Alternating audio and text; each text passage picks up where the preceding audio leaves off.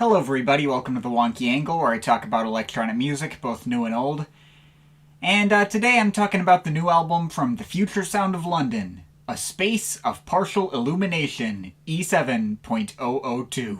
Man, I almost thought we weren't gonna get this. I don't think I need to bother introducing the future sound of London. I fairly recently reviewed their Rituals E7.001 album from earlier this year. If you want more context, you can check that video out. But in the meantime, we finally got the second volume in the Environment 7 trilogy. Rituals itself was their first main studio album of all new material in quite a while, a comeback after, I believe, 6 years of mostly just putting out lots of various archive material and remix projects, and upon its release was announced as the first part of a trilogy. I thought the album was really freaking good. It has tiny bit shrunk on me since I reviewed it, but I'd still say it's another quality entry to add to their typically underrated Environment series of albums. One that could fully stand on its own well enough to even get some people to think that this was their first new real album since the 90s. Even though I feel like the people who say that just haven't heard the other Environments albums and realize those have been the new real albums for years. I'd say Environments 5, 6, and 6.5 are all better standalone albums than Rituals, and if you haven't heard those yet, then you absolutely should listen to those. The former of those three is my favorite album to have come out in 2014 overall. But anyway, after Rituals came out, it did have me a lot more curious as to how the two announced sequels would be adding on to or contrasting it. Now, 6 months later, we have this second volume, and after hearing it and sitting with it for a couple of days, well, it definitely sounds like more stuff in the same vein as Rituals. Now, I'll admit I had my misgivings with A Space of Partial Illumination that stuck out to me fairly immediately. For one thing, I don't feel like this album flows nearly as well as Rituals did. It feels a lot more like a scattered and disjointed selection of ideas that don't really seem to lead into each other or add up as much to a full holistic experience. On top of that, there was also this feeling that I got off the album that it was less able to stand on its own as Rituals was. I had gone in kind of hoping that this album would focus on a different feel or sound palette from that of Rituals, in the same way that Environment 6.5 felt like a very different album from 6, and yet they complemented each other really well. But this album instead just feels like it's building directly off the same kinds of ideas as Rituals. It feels like an expansion of the environment the last album created and less of its own thing. With all that said, personal enjoyment-wise, I'd still say this is roughly equally on par with Rituals. For what this album lacks in terms of adding up to a complete overarching whole or even standing on its own, I do still really like all of the individual pieces of it. And its high points might be even higher. It may not create like a whole new world of its own, but it instead makes the world established by Rituals feel that much bigger and deeper. And I would really struggle to even pick out a track here that felt like it didn't work as well as another. My most conflicted thoughts on this album can be best illustrated by the way this project starts. It opens with a title track, which in itself feels like a bit of a strange, non-indicative place to start. Unlike Rituals' opener, which was very bright and attention-grabbing and tried to pull you in right away, maybe didn't also fully communicate the tone of the album as a whole, but still, it was a big attention-grabbing opener. This album's opener is not that. It's very low-key and subtle. It starts off the album on the complete opposite of a bang. Not to say this is a bad opener by any stretch, far from it. It does still pull me in its own odd way, and all the mixes of soothing pads, very light tapping percussion, and bubbly melodic blips. It works really damn well for what it's going for. I'd still say this was one of the better tracks on the album for me. But after an opener like that, it had me expecting something much lower key for the rest of the album as a whole. And that turns out to very much not be the case, as the second track, if that were to occur, abruptly interrupts that vibe and brings in this really heavy and banging, almost hip-hop beat with lots of gritty, squelching bass and various splashing water sound effects. Way more openly attention-grabbing than what came before it. This track is also great, another one of the most memorable highlights. It doesn't feel like it has to do with anything, it just kind of stands alone as a weird one-off island in the track listing. And that kind of turned out to be a bit of a running theme throughout this whole album. Pretty much every track just felt like their own standalone one-off islands. And you would get a lot of strange tonal jumps between each track, some of which are more pronounced than others, but, you know. That never outright translates to a dip in quality, though. Intense and Purpose has lots of skittering, fast-paced IDM beats, mechanical bass, and lots of squirting acid going over airy pads. Kinda gives me similar vibes to tracks on Ritual, such as Triple Circles, which had that overtly IDM flavor, but might be even more engaging than many of those moments. And that is contrasted heavily with the much warmer and more laid-back acoustic guitar plucking of Embodied Cognition, and the light piano interlude of Long Green Field. Not really sure if the latter stuck out to me as a big highlight in comparison with similar cuts like FSOL from the last album, but still nice to have here. I do like how this album is always trying to strike a balance between much colder electronic tones and much warmer and more organic tones, like a hybrid of nature and technology, I guess. They never quite mix together in the same way other older albums of theirs could. Some transitions here can feel like you've put a factory in the middle of a meadow, but these two sides of their sound do always seem to get about equal focus. Like how those two more organic sounding tracks lead into one of the strangest and most experimental cuts in the bunch, temporal aliasing. This one is a bit of a meandering head scratcher that just kind of floats all over the place with lots of strange off-kilter bass stabs, various atmospheric paths that come and go, a banging breakbeat trying and failing to give the piece some kind of underlying structure, sidetracks into low-pitched vibraphones, and a disconnected ambient outro that feels weirdly tacked on and like it could be a completely separate interlude.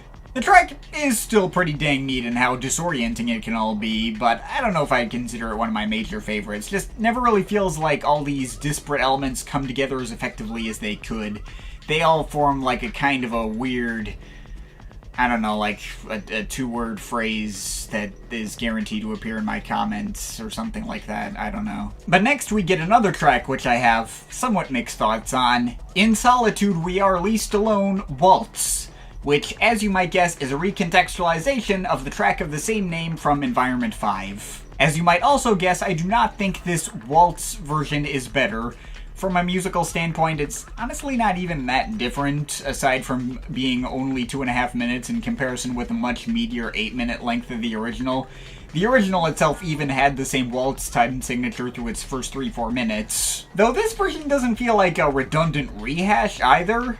Like, every musical element in the track, while most of which are copied off the original, sound just slightly different, as if they completely rebuilt the track from scratch. Some of the different instrumental ingredients are put in different places and work off each other differently, like how the beat comes in there like right at the beginning instead of way near the end. And the textures that are most in focus are not ones that appeared in the original, like these pianos and these bright synth chords that punctuate the whole mix, and this one pitched up sample of a female singer to replace the violin solos. Despite being functionally the same track as before, it also feels like its own thing. Also, in greater context to the album, this track really sticks out like a sore thumb in how much brighter and more colorful it feels in comparison with most of its surrounding tracks. I don't know what it says about the album as a whole that an out-of-nowhere retooling of an old track was another one of my consistent favorites, but it did always stick out to me in a good way. Even if it fits a lot better on Environment 5, I'll still take it here as well. Anyway, next we get Frozen Light. This was a track that didn't stick out to me at first, but has steadily grown on me with every listen. Lots of chilling but oddly comforting pads and lumbering IDM beats that do make for one of the most peaceful but oddly more driving moments on the album. And that track literally opens the door for Informal Horizon, which is mostly driven by lots of varied, menacing bass textures and much faster-paced IDM beats. Absolutely one of the most propulsive cuts in the bunch. Also, in a weird way, I feel like that track acts as a bit of a mirror to temporal aliasing. Like if that track had more of a defined direction and sense of purpose. Not that temporal aliasing didn't feel like it had a sense of purpose, but you get what I mean. After a somewhat interlude of ambient pads and plinking pianos in Ephemeral, which admittedly lives up to its name, but I still probably like more than the other piano interlude here, we then get All This Has Happened Before, which I'll be blunt with this one. Not only is this the best track on the album by a country mile, it's one of my favorite individual tracks I've heard from FSOL in general in a very long time. Right off the bat, there's this much more present banging acoustic drum beat that's really heavy and striking and grabs my attention unlike anything else on this album, but it's joined by all these really dramatic piano chords that sort of remind me of their amorphous androgynous track, The Emptiness of Nothingness, and all these violin solos and bright synth melodies, which are nothing short of gorgeous. When this track came up on my first listen, I remember openly saying out loud, "Oh shit." Even if this had been the only track I liked on the album, it would have made it worth the experience on its own. Just completely caught me off guard in the best possible way, and I cannot praise it enough. It is unfortunately the only track here to have hit me that viscerally, but it is thankfully not the last highlight on the album. I mean, the track that immediately follows it, How Forests Think, was also a particular favorite of mine. It takes a while to fully take shape, starting out with some particularly strange and off-kilter beats and bassy dub techno synth stabs, but it does fade in these other neat melodic arpeggios that make these elements feel like they belong together more, as well as these mildly unsettling pads later on that have some oddly dissonant suspense movie soundtrack-ish quality to them. Odd track, but certainly stuck with me. I like it. And that track's more foreboding and experimental tone is contrasted with the much more uplifting Mangy Burger, which features all these warm pads and bubbly melodies and barely present guitar plucking going over some steady kick rhythms.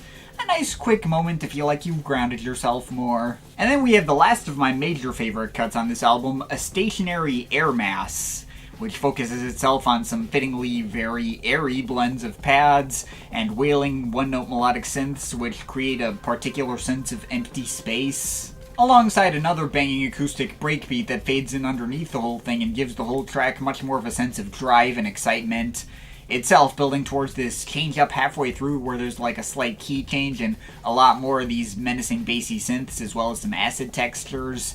There's also an out-of-nowhere break for minimalistic ambient chords that ends up building surprisingly effectively into the previously established mix as well. Definitely another one of the biggest highlights in the bunch here. The album does end in a comparatively anticlimax way. There's a nice enough interlude, Exists to Remove Doubt, which has some nice high-pitched plinky melodies and some skittering beats that are striking enough. And then we close with Sophie's Path, which I suppose kind of acts as a mirror to the opener, featuring some similar plunking melodic textures, but putting them over some much more dramatic pad progressions that resemble a number of different cuts from Lifeforms. Now, this is absolutely a stronger and more fitting closer than Only in Memories from Rituals was, but given how completely all over the place this album's flow has been, it just kind of ends up feeling like just another moment on the album that doesn't really connect with the others. Almost at the point where it could feel like an arbitrary pick to finish off on and not at all like a culmination of what came before. It's definitely not the worst closer you could have gone with, though. It works well enough for what it is. I just wouldn't call it one of my favorites. But that's everything on A Space of Partial Illumination. Very strange and very disjointed album for sure that I have a lot of mixed thoughts on, but I can still definitively say I really like. There was a part of me after hearing this album for the first time that thought it sounded like these guys started work on this album immediately after Rituals released. Like it didn't come off to me as their highest effort work ever, like they threw it together relatively quickly. But even if all that is true, they did still give every individual piece of the album the right level of polish to stand up to their usual lofty standards. Even if they never fully coalesced together into something greater than the sum of its parts, it is yet another solid FSOL album that's just as fun to listen as all FSOL albums are. So then, I guess we'll just have to see now how the whole trilogy ends. I'm hoping it has maybe a bit more oomph than this, maybe have a closer as climactic as Ritual's opener was to mirror it, make the whole trilogy feel more like a complete piece. And I'm guessing from this album's tonal similarity to Rituals that the third volume will also feel like it exists in the same universe. But I guess we'll get what we end up getting. Still, as usual, if you are an FSOL fan, it is worth a purchase, as usual. And let's also please not complain about the album being Bandcamp exclusive again, like I saw some people whinging about last time. Reminder that Bandcamp is a very good site that actually pays artists well. Artists sure aren't seeing the extra cash from streaming or touring these days. And I'm more than happy to support them this way, and you ought to be as well if you can afford to. But, yeah. A Space of Partial Illumination is another very good album. Definitely looking forward to the next one, which I'm assuming will be coming sometime early next year, but we'll see. Yeah, I'm overall feeling a 7.7 out of 10 on this one. But of course, this is just my opinion. You can feel free to disagree with it, but I'd like to hear your thoughts, so leave the comments in the comment thing down there. Shout out to my Patreon supporters, they're awesome people. You want to add yourself to that list, link to my Patreon is in the description. But yeah, that's pretty much it. That's all for today. See you next time.